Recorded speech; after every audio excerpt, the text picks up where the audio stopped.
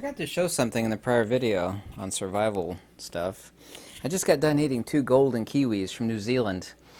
This is like, here's the only other thing that makes its way to the United States, and it's from New Zealand. You know, all the people in Europe, and especially Deutschland, that everybody keeps saying are going to freeze to death this winter.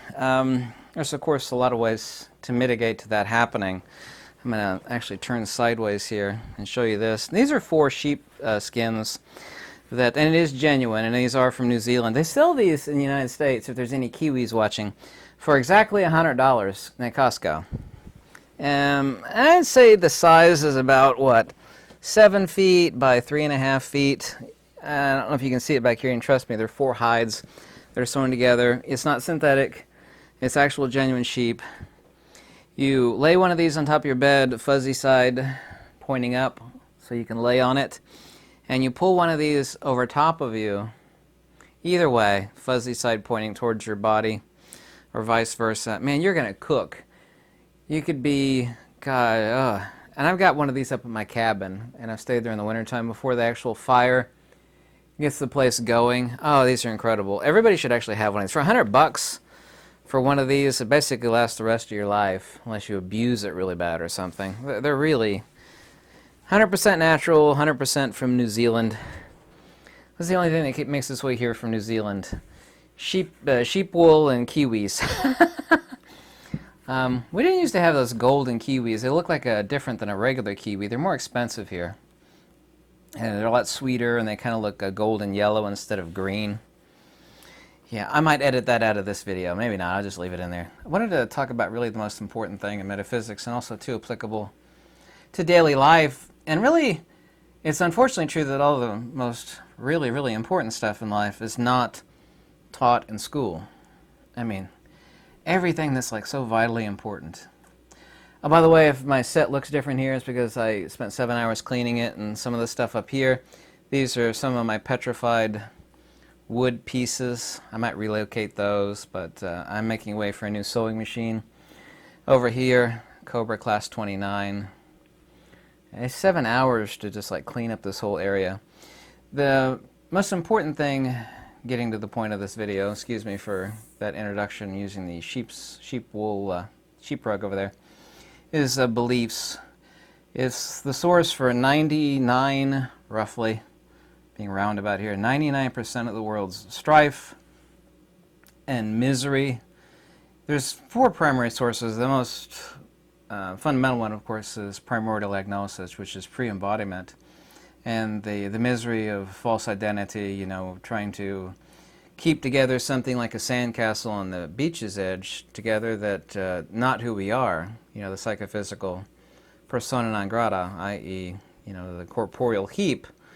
That's all rooted in ignorance, but the conventional one that causes so much general strife 99% of the time in daily life is beliefs. And I'm not talking, really, I'm not pointing a finger at religious beliefs, although I could very, very easily do that in this video. Just this pig-headedness, and we're all guilty of it, more or less. We're supposed to be working on having far less of this. I keep saying in countless videos, facts, logic, and wisdom are so fundamentally important, and nobody learns that, but everybody's swinging their beliefs at everybody else, wagging their finger.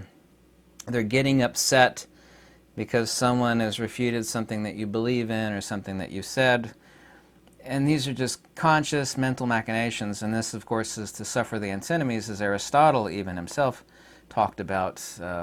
We could have identical twins, and one grows up on one side of the earth, and the identical twin grows up on the other side of the earth under different circumstances. They're genetically identical, but because of the different forms of consciousness that they have and the different beliefs that they're taught and told to believe in, they might be completely contrary to one another as far as their beliefs and the things they believe in and that which they think they are.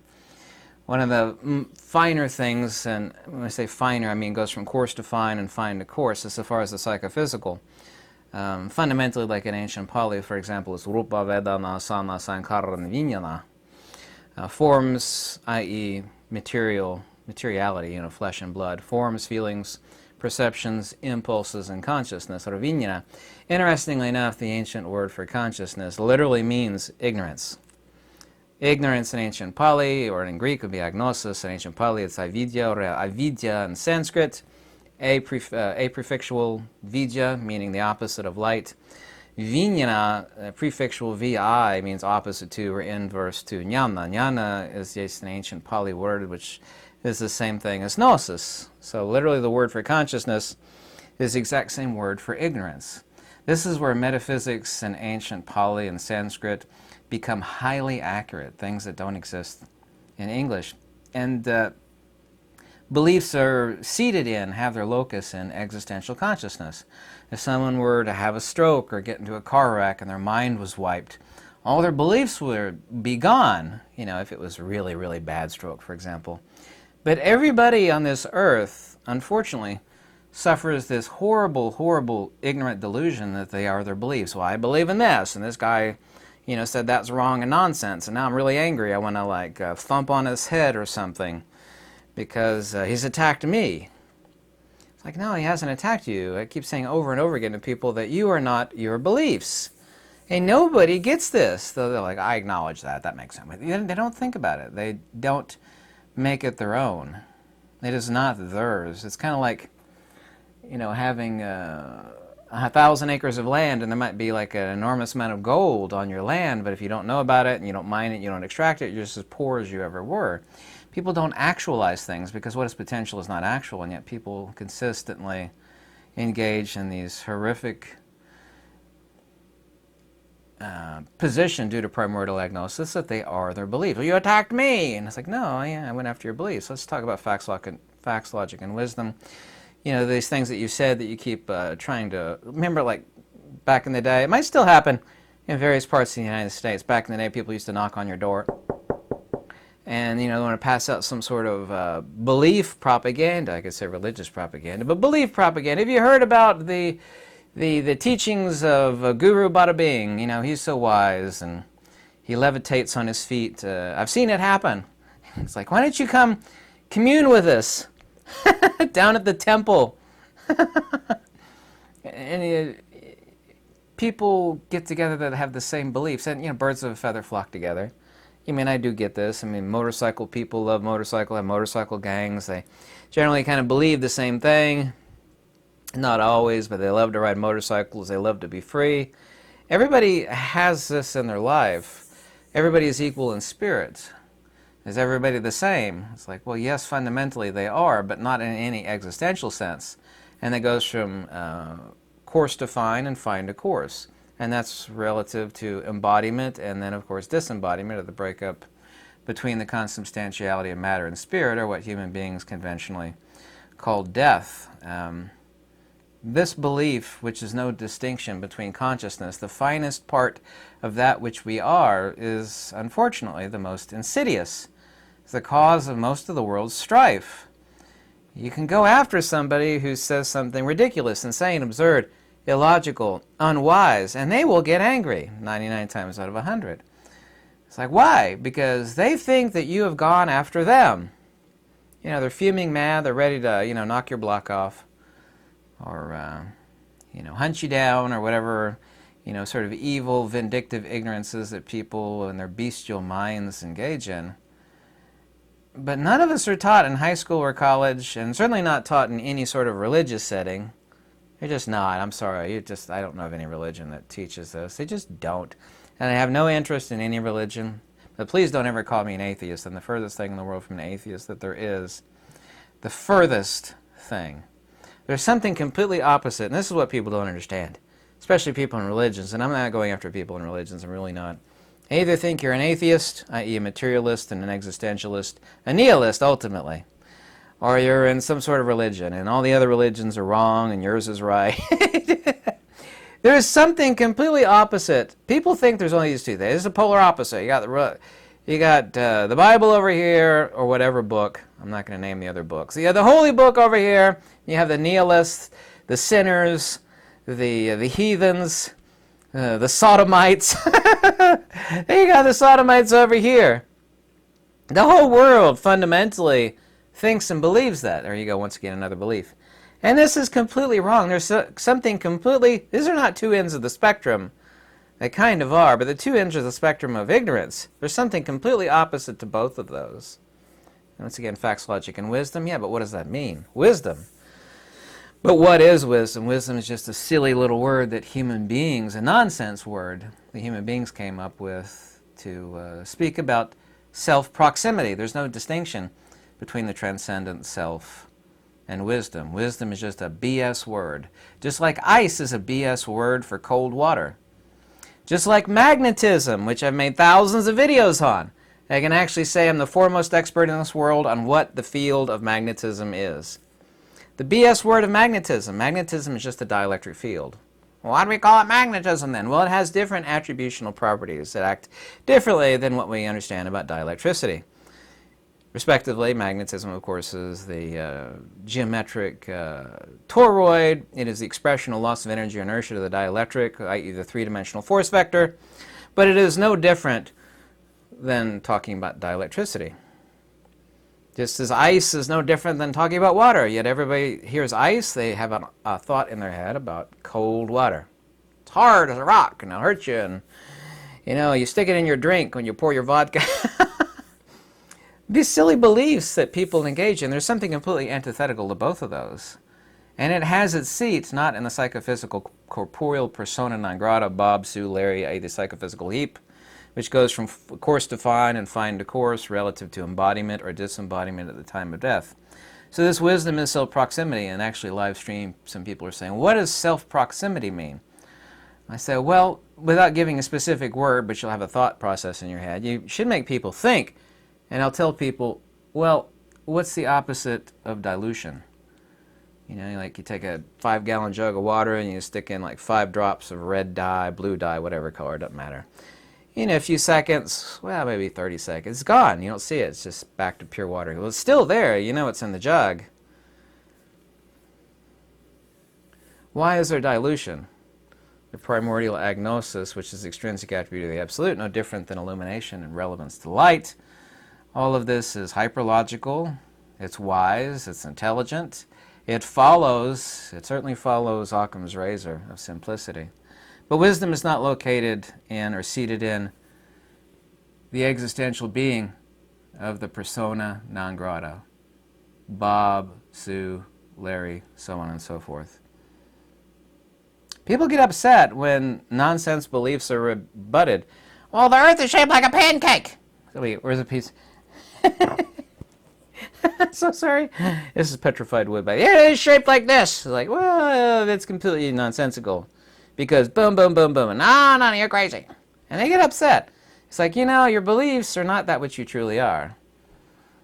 Stop getting upset. Why don't you look at things logically? It's like, well, it's completely ridiculous. The lowest pressure mediation of mutual mass acceleration, i.e. of matter, is something shaped like this. Not like that. But that's a matter for another discussion. I don't care what people believe in. A lot of beliefs make people feel warm and cuddly at night. Kind of like hugging up with this nice fuzzy sheepskin blankie here. Oh, isn't that nice? Oh, it makes me feel so warm and cuddly at night. It is. It's what keeps people from dealing with the horrors of everyday life and bills and stress. And I'm not interested in destroying. That's like taking away a kid's little teddy bear. Everybody, adults and old people, are running around with thousands of little teddy bears in their mind. Their own little cozy beliefs. I believe in you. Nobody's going to tell me otherwise. It's my belief in it make me happy. And I got other people I commune with that believe in the same stuff I do. Man. Sorry. Some people hate those weird little voices I make. Other people think it's hilarious. I'm not trying to be facetious. I really am not. Just trying to throw a little humor in there. But you are not your beliefs. And I'm certainly not confusing beliefs with faith, by the way. Of faith, there's 2 different types. There's faith in what you know is true. Like, I have faith that the sun is going to rise tomorrow because it has every day since the dawn of time. And there's faith, and I have faith in nonsense. Why do you believe in that? Well, I have faith in it. Why? Because I was told so. My parents told me to believe in it, and my guru Bada Bing told me to believe in it. Guru Bada Bing. Yes, that's why I got faith in it. It's completely ridiculous, illogical, antithetical to common sense, logic, facts, wisdom, evidences of any type. And concerning metaphysics, there's no objective proof for things in metaphysics because by definition they are metaphysica. They are above, beyond, and antecedent to phenomena, so we can't have any objective proof for it, but we can use retroduction and still apply logic to subjects which are antecedent to phenomena, which nobody was ever taught in high school or college, by the way. Like I've been debating the Buddhists, I use that word loosely, Buddhist, which is a term, by the way, that didn't exist until a few centuries ago. A long time. They believe in this no soul. It's like, well, liberation without a liberant is impossible. The idea of immortality without that which is antecedent to and ab extra to phenomena is impossible. It's illogical. It doesn't matter what we believe in. We think this silliness is right or wrong. I mean, you can't posit, liberation without a liberant. It's just laughable. And they get upset and they lose their mind. My guru attacked me. My guru Bada Bing told me. Well, who cares what he or she said? What about just facts, logic, and wisdom? And actually, we're going to debate the topic. Let's just stick to the doctrine. The doctrine, of course, can be faulty. I'm not interested in, pounding any book like people do. They knock on your door and they got the book and they're pounding it. You believe and you go to hell if you don't believe in chapter 5, verse 12. Why don't we just stick to facts, logic, and wisdom, right? The whole world has not been taught. I don't know of any school, even if you went to Catholic school, I don't care if you went to Presbyterian school, nobody's taught any of this stuff. And it's so important. I mean, it's the reason for most of the world's misery and strife. Now, misery exists as far as existential suffering, old age, sickness, and death. There's all different types of misery and suffering. I'm not saying it's all of it, but it is a huge, as far as a pie is concerned, it's about 70% of the pie. The rest of it is, getting sick and cancer and old age and, puking because you had a bad steak dinner, wasn't cooked enough. There's all different types of misery in life. I'm not talking about that. That's the stuff that nobody can avoid, because for the born there is no escape from old age, sickness, and death. So we need not talk about that which cannot be eliminated. Certainly not denying that, but what you going to do about it? You're born? Yeah, well, so there's no way out of that. You have to get old, suffer, and die. So there's no way concerning yourself or worrying yourself to death about that which leads to death. But there is something people can do, and nobody's interested in talking about it. Nobody's interested in understanding it. And until people realize that, they're not going to get anywhere. They're just going to be miserable. Like, I have my beliefs. Make me warn, Cuzzy. I believe in this. And if you don't agree with me, you attacked me. Like, no, I haven't. You've stated A. It is illogical, absurd, nonsensical. I'm not going after you. You're a fine person. You seem to lead a clean, simple life. But I'm saying what you said is just ridiculous. And then people they don't do that. They're just like, well, okay, you believe in that. That's wonderful. It's good for you. It's so good, you just don't engage them. It's like, why engage this person? Because they're not interested in changing anybody's life. I've never been interested in converting anybody to anything. It's ridiculous. And of course, there's people that knock on your door. They used to do that all the time. We want to teach you about the gospel of Guru Bada Bing. Show up at our church tomorrow. We'll pass the money plate around after Guru gives, and pass the plate around, stick some money in it, and show up next week and do the same thing. And Hezekiah gave unto Ezekiel, and Ezekiel gave unto him.